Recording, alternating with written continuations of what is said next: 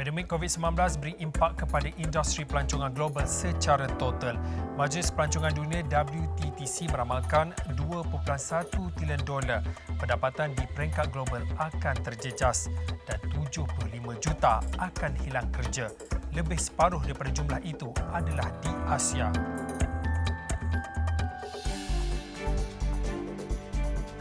Bagaimana pula di Malaysia? Dari tempoh Januari hinggalah Mac 2020, jumlah pelancong yang tiba turun 30% dan kerugian bagi industri ini juga direkodkan RM20 bilion. Tahun 2020 ini juga menyaksikan lebih 1 juta orang akan hilang kerja melalui inovasi dan adaptasi. Era normal baharu pelancongan, sudahkah kita bersedia? Assalamualaikum dan salam sejahtera. Anda sedang menonton Agenda Wani dan hari ini satu lagi sektor yang ingin kita bincangkan dengan lebih mendalam kerana antara industri yang paling utama terkesan dengan pandemik COVID-19 adalah pelancongan. Dan kalau anda lihat dan Google mana-mana makalah maupun data, seluruh dunia sedang dirundung dengan kemelesetan industri pelancongan. Soalnya bagaimana untuk mengatasinya, kerana ia bukan sahaja tentang berbilion kalau untuk Malaysia pendapatan. Ia bukan sahaja tentang rantaian bekalan itu. Pelancongan antara industri yang mempunyai kesan berganda, multiplier effect, sampai ke anak cucu, bergantung pada pendapatan seorang pemandu pelancong yang membawa pelancong luar negara untuk menyaksikan air terjun ke, ikan ke, buaya ke, monyet bangkatan ke dan sebagainya. Tapi kalau dengan tamu saya pada hari ini, saya kenalah juga cakap burung kenyalang kerana Datuk Seri Hajah Nancy binti Syukri. Terima kasih banyak, Menteri yang paling hebat untuk membincangkan tentang pelancongan kerana industri penting. Tapi ada juga budaya dan warisan dan sebagainya yang saya nak masuk. Cuma kalau kita lihat angka, kita memang terkejut dan mungkin terpegun kerana pelancongan antara industri penting membawa masuk wang kepada negara, tapi lebih penting lagi nilainya cukup tinggi, 2 angka bilion, boleh menjadi 3 angka bilion pun. Tetapi dengan pandemik ini, seluruh dunia sedang menyaksikan kejatuhan. WTTC, badan yang melihat kepada travel and juga tourism, dalam konteks itu menjangkakan bahawa jutaan pekerjaan akan kehilangan dalam sektor ini untuk tahun ini di seluruh dunia. Boleh tak kalau boleh Datuk berikan konsep di Malaysia ini, kerana saya rasa setakat ini sudah ada mula data-data awal menunjukkan kesan langsung PKP, MCO dan juga virus ini kepada industri pelancongan. Ya, terima kasih di atas peluang yang diberikan kepada saya untuk mengungsikan apa yang kita perolehi pada masa yang singkat ini. Serta masuk jadi menteri, buat kerja ini terus. I think kalau dikira gear tu lebih daripada 5 dah. Sebab apa? Sebab memang betul sektor pelancongan amat terkesan sekali kalau kita lihat sektor pelancongan, aviation, penerbangan, hotel, accommodation, transportation dan juga dari segi restoran semua tu, dan mereka ini melibatkan orang-orang yang bekerja di bawah mereka. Yang bekerja sini adalah tour operators. Tour operators adalah di antara syarikat-syarikatnya, tetapi tour guides 17,000 tour guides dan juga kalau ada family dia lagi, kalau dikali ini ada dalam berapa juta keseluruhannya. Kita yang dalam industri ini yang mungkin yang terjejas adalah kalau dikira termasuk keluarga dalam 3.7 million yang terlibat dalam industri ini. Jadi maka dengan itu kerajaan telah inject stimulus package yang mula-mula sekali adalah 20 bilion. Lepas tu bila kita masuk, kita tambah lagi 250 bilion. Total dia 250 bilion dan lepas tu ditambah lagi 10 bilion. Kenapa ini perlu dilakukan? Kerana kerajaan melihat coronavirus ini adalah satu virus yang tidak akan lari begitu cepat sekali dan ianya banyak melibatkan orang yang tested positif. Jadi maka sebab itulah kerajaan terpaksa memikir secara keseluruhannya. Tetapi pada mulanya Cam. Pada mulanya apabila kita masuk, kita hanya membincangkan yang nampak saja tau. Yang nampak siapa yang terkesan di bawah sektor pelancongan. Jadi selepas itu ramailah industri players ni bising.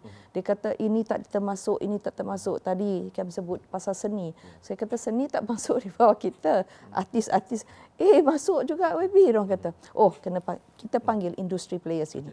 Kita panggil untuk adakan engagement dengan Menteri Keuangan untuk kita menghalusi lagi mana mereka yang tak termasuk di dalam stimulus package. Jadi kita terpaksa bincang lagi sekali, ronding sekali lagi kerana ramai terutama mereka daripada SME yang tak termasuk dalam tu. Jadi syukur alhamdulillah dah dimasukkan. Namun begitu kita tidak dapat berduduk diam. Jadi kita terpaksa merancang apa yang perlu kita lakukan, dan kita perlu melihat dari sudut bukan sahaja bantuan daripada kerajaan, tetapi daripada kementerian pun kerajaan juga, tetapi kalau kerajaan itu menyeluruh, tapi kementerian juga memberi bantuan.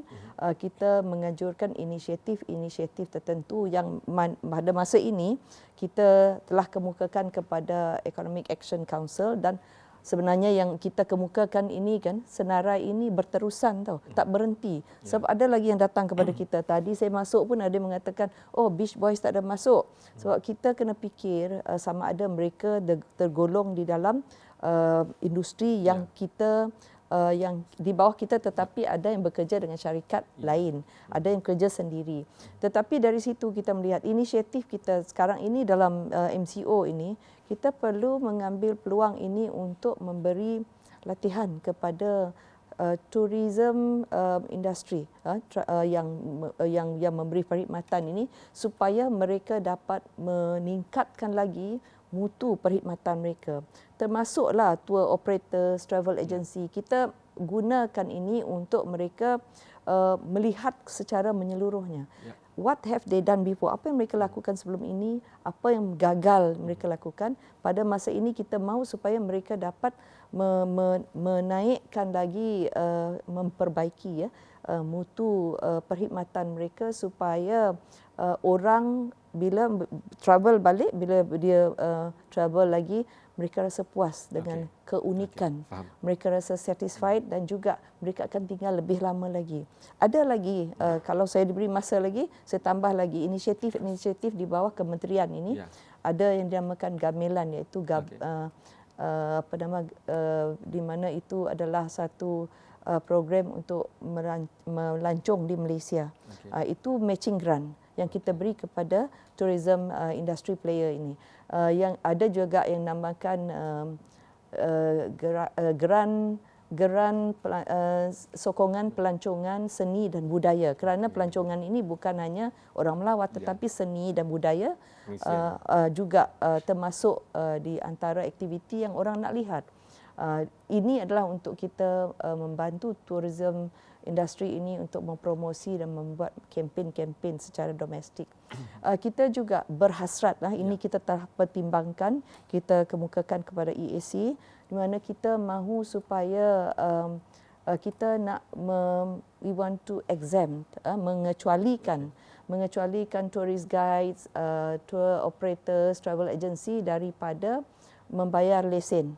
Supaya mereka tidak perlu membayar lesen. Ini yang kita kemukakan, belum lagi diluluskan, dan juga kita juga nak we want to reboost, kita nak strengthen, memperkuatkan lagi industri pelancongan ini melalui ekonomi kita. Ekonomi kita, bagaimana kita nak memperkuatkan ekonomi industri pelancongan ini, kita galakkan lagi cuti-cuti Malaysia ini. Supaya cuti-cuti Malaysia ini akan mewujudkan lagi keperluan, ataupun there'll be increasing demands, permintaan untuk tempat tinggal, hotel accommodation, dan juga penerbangan supaya mereka bergerak, transportation, public transportation, tour operators boleh bergerak, dan juga mewujudkan kerja-kerja untuk peluang pekerjaan untuk mereka untuk bekerja di restoran dan banyak lagi lah. Jadi kita berterima kasihlah kepada Mata dan juga EPU yang telah membantu untuk memberi kerjasama dengan kita semua. YB, saya sebenarnya tak sabar nak pergi ke adaptasi dan juga inovasi. Adaptasi, kalau kita lihat mereka fashion terkenal pun mereka boleh bantu buat PPE atau masuk dalam rantaian bekalan yang diperlukan pandemik. Mungkin itu boleh difikirkan. Tetapi sebelum itu, kerana kalau kita lihat bekalan bantuan makanan pun kadang-kala ada kerisauan rakyat bahawa tak sampai atau dia tercicir. Apakah keyakinan YB bahawa semua yang diberikan di bawah 260 bilion itu, termasuklah kepada IKS ataupun mikro kecil sederhana itu, sampai tepat? Bagaimana YB dan anggota di kementerian? Kerana soalnya sekarang, kita tahu ada peruntukan. Tapi lambat, cepat, sampai tak sampai. Bagaimana nak pastikan itu? Terutama YB datang dari negeri yang cukup hebat, Sarawak yang paling besar di Malaysia. Rantaian bekalan pelancongannya sampai ke hulu sungai dan sebagainya. Dan ini juga terkesan dengan PKP. Jadi pemastian bahawa sampai apa bantuan yang diberikan. Dia macam ni, kalau Motek tu tak adalah bagi makanan. Cuma dari segi kebajikan kita bantu. Kita bantu, ada yang mohon melalui NGO mereka yang berkaitan dengan industri kita bagi. Tetapi kalau dari segi allowance ke apa, sebab itu melalui LHDN semua tu, cuma kita membantu juga dari segi memastikan ianya sampai cepat. Sebab ada yang ramai mengatakan mereka belum menerima lagi. Mereka yang dari industri kita telah membawa kepada kementerian kita untuk meminta kami membantu. Jadi apa yang kita lakukan adalah kita connect, kita convey, kita sampaikan kepada Kementerian Keuangan supaya mereka menyedari bahawa ini berlaku. Saya rasa ini adalah satu perkara yang sentiasa menjadi kebiasaan apabila perkara ini berlaku. Terlalu ramai yang nak mahu keluarnya allowance cepat pada masa yang sama. Tapi apa yang kita lakukan, kita cuba yang terbaik untuk membantu, kerana sebenarnya secara peribadi saya merasa sedih sebab saya khawatir kalau ramai daripada mereka tu tak bekerja, bagaimana lagi anak dia, keluarga dia nak makan. We feel for them. Kita merasai apa yang mereka rasakan. Sebab itu kami di Motek ada melakukan perkara lain untuk memberi peluang kepada orang untuk menjanakan hasil. Kalau tadi Kem ada menyentuh mengenai kalau di Sarawak dari segi hal food ration ini diserahkan. Dia macam ini, kerajaan negeri memberi kepada ADUN, ada beberapa peruntukan, jumlah peruntukan. Jabatan Kebajikan melalui NADMA juga dari persekutuan menyalur juga kepada negeri, tetapi mereka hanya memberi kepada nama-nama mereka penerima kebajikan. Dan kita sebagai ahli parlimen, kita dalam 400,000, tapi kita kena bagi kepada 3 kawasan. Jadi kita terpulanglah kepada ahli-ahli ahli wakil rakyat itu sendiri. Macam kawasan saya Batang Sadong, saya amat bersyukur. Saya dengan adun saya, adun bagi dulu. Lepas itu yang kebajikan masuk. Yang kebajikan masuk tu tak ramai orang dapat, jadi dia marah. Dia kata, kenapa kampung saya ada 7 saja. Jadi manalah kita tahu, sebab dahlah saya kat sini sebulan lebih tak balik. Tetapi lepas itu saya punya peruntukan keluar. Jadi mereka tak putus mendapat bantuan ini. Dan kita jangan lupa, raya datang, gawai datang, tadau keamatan datang untuk Sabah. Semua ini perlu kita fikir. Jadi inilah keadaannya. Habis saya rehatkan dulu perbincangan ini. Apabila kembali, kita nak terbalikkan, kerana ini juga cabaran bagi semangat kemanusiaan itu untuk naik. Dan saya suka contoh Batang Sadong itu, kerana saya sendiri, terima kasih kepada YB, pergi ke Rumah Panjang sebagainya. Keamatan, gawai, hari raya di Rumah Panjang walaupun pelbagai, tapi perayaan itu jelas. Dan ia sesuai sebagai pentas untuk mengalukan pelancong. Betul. Tapi kini di bawah PKP, kalaupun dibuka, tentunya masih ada kawalan sempadan dan sebagainya.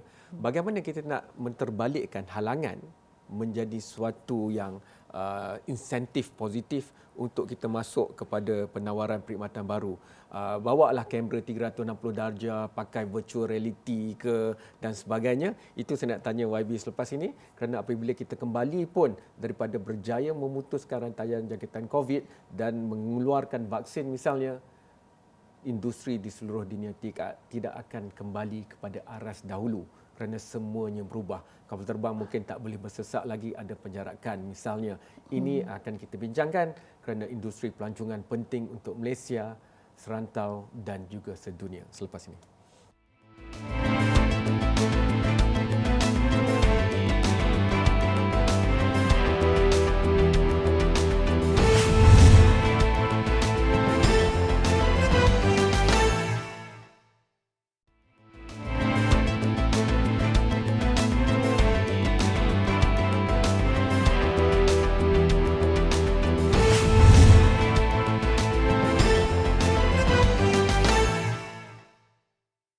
Anda masih menonton Agenda Wani dan kita di Astro Hour ini, kami sentiasa cuba mencari normal baru kerana adaptasi penting untuk PKP MCO malah selepas PKP dan MCO diangkat kerana dunia tidak akan kembali seperti dulu. Kita perlu akui ada ancaman virus, pandemik seterusnya dan sebagainya.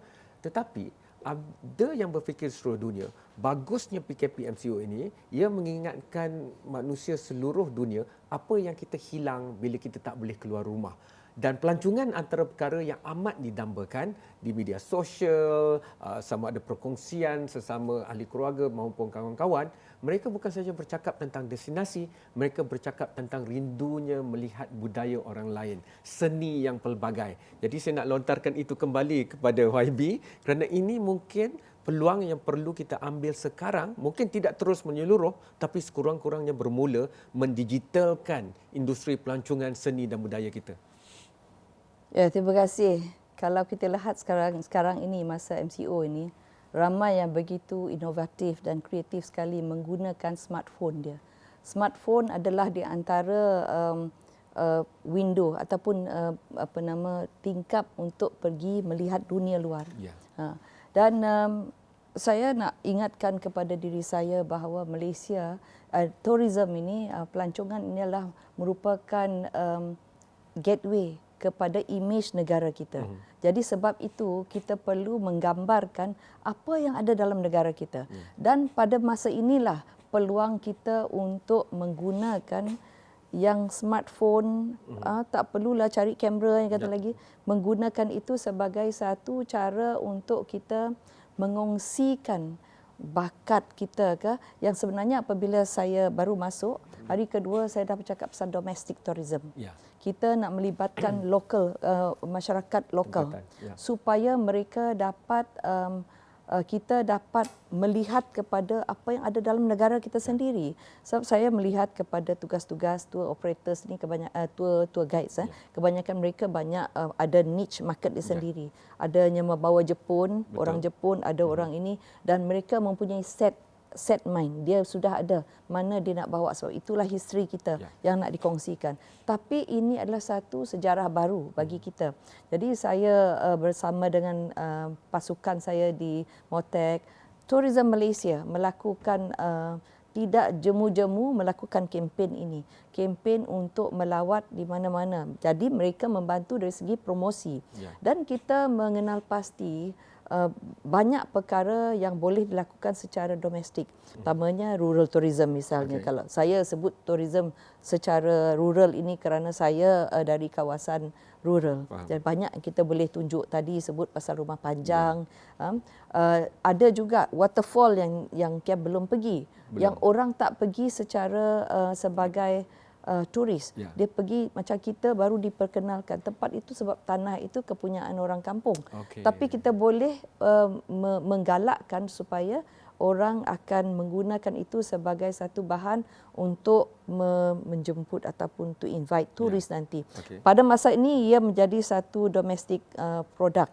Tetapi pada selepas post-COVID nanti, dia boleh dijadikan satu produk yang boleh membawa foreign tourist nanti, turis daripada luar negara. Dan banyak yang boleh orang lakukan dari sudut inovasinya, melihat sendiri. Kita perlu mengenal pasti apa yang menjadi kekuatan di satu-satu tempat. Adanya tokoh-tokoh yang tidak pernah kita fikir pun. Pergi tahu apa tokoh ini telah apa legasi dia. Kita tak peduli sebab dia orang tempatan. Tempat kita yang cantik, kita tak ambil gambar cantik-cantik. Dulu Cameron pergi yang dekat Jabatan Batang Sadong. Itu satu fenomena baru, tempat baru orang nak bergambar. Tapi ada lagi tempat yang di dalam. Dan budaya juga. Saya selalu kongsikan budaya kadang-kadang di kawasan Parlimen Batang Sadong, di Sadong Jaya. Ada budaya orang Bugis misalnya. Sebab itu adalah kumpulan yang tidak begitu ramai di situ. Orang Bugis dia ada budaya seni dia sendiri dan mereka ada homestay. Yang ada homestay ni dia menunjuk makanan dia. Itu adalah produk yang kita ada, produk domestik yang perlu kita kongsi dengan orang luar, yang mungkin kita rasa oh itu orang Bugis, ini orang Melayu, ini orang Cina. Tapi apakah keistimewaan ini? Ini boleh dijadikan produk domestik. Banyak lagi tempat yang boleh kita promosi mengikut dari segi ceritanya, storytelling. Storytelling kita boleh libatkan influencer tau.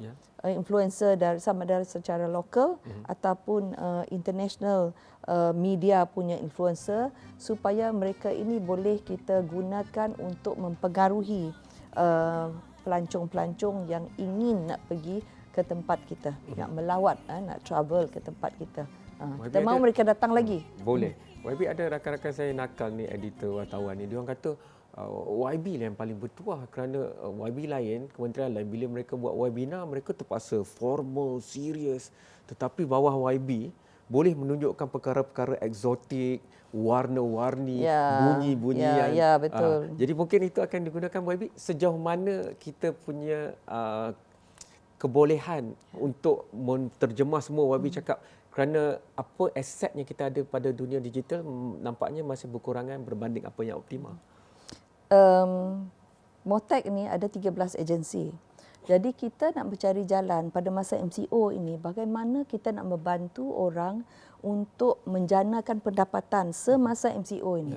Jadi kita tak perlu tunggu post-COVID ke apa. Jadi kita cari bagaimana kita nak menggunakan online ini dan juga virtual Maya, museum, galeri yang menggunakan menunjukkan galeri itu secara melalui Maya dan talian.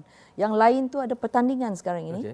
Pertandingan orang menyanyi sampai beribu masuk nak menjadi participation nak participate. Tetapi ada juga dari Brunei dan Singapura, kita tak boleh terimalah sebab ini adalah untuk Malaysia saja. Tapi kita dalam mereka melakukan itu, kita mahu orang tinggal ke rumah, stay at home, tetapi ianya satu stay at home yang fun, yang orang kata mereka dapat menikmatinya, they can benefit daripada stay at home itu. Jadi sebab itu kita menganjurkan banyak sekarang ini kalau pergi sebab saya sudah mempromosinya sendiri. Saya melihat banyak sudah aktiviti-aktiviti yang telah dianjurkan, terutama sekali dalam bidang seni. Dalam bidang seni di mana mereka bukan saja menyanyi, menari, ada juga yang menganyam.